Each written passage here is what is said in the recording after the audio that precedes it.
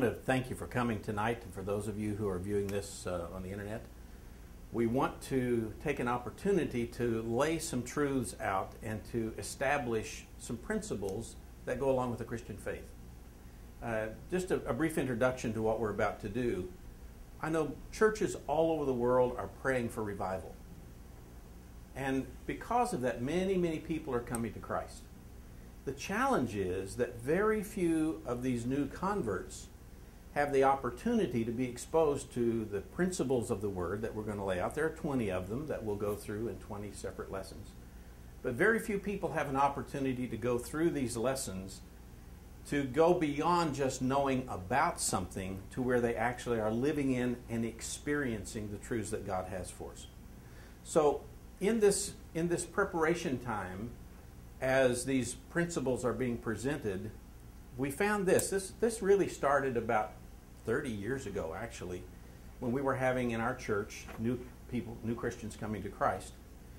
And I was watching that the new believers took a lot of effort to bring them along in their faith. And I thought, what if we could pair up an older Christian and a younger Christian and let the older Christian teach the younger Christian the basics? Well, that makes sense. Mentoring is a established principle. So we were thinking, all right, we'll do that. And so we started and we trained a lot of people. And after we got them through the lessons themselves, we said, okay, now you're ready. We gave certificates out and people are now ready to help others. Well, here was the funny thing that happened.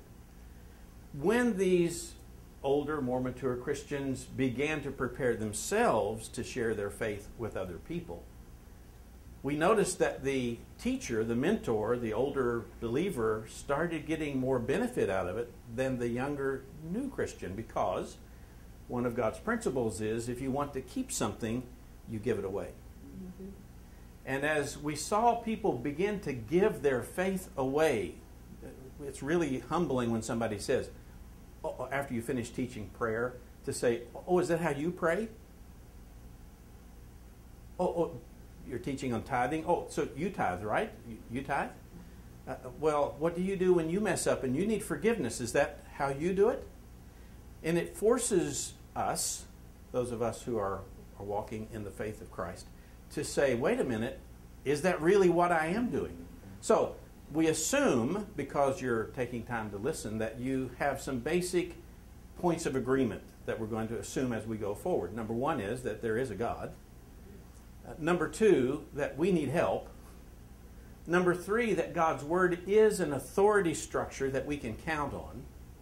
And number four, if we start becoming what we study rather than just knowing what we study, because the test really is not at the end, I'm going to pass out a thing and see if you got all the facts and figures right. That's not what this is about. What we're really trying to determine, the test is, have you embraced, believed, and now you are working on walking out what you have received from God's instruction so that you become the Word just like Jesus became the Word. John 1, and the Word became flesh and dwelt among them, and we beheld His glory as the only begotten of the Father.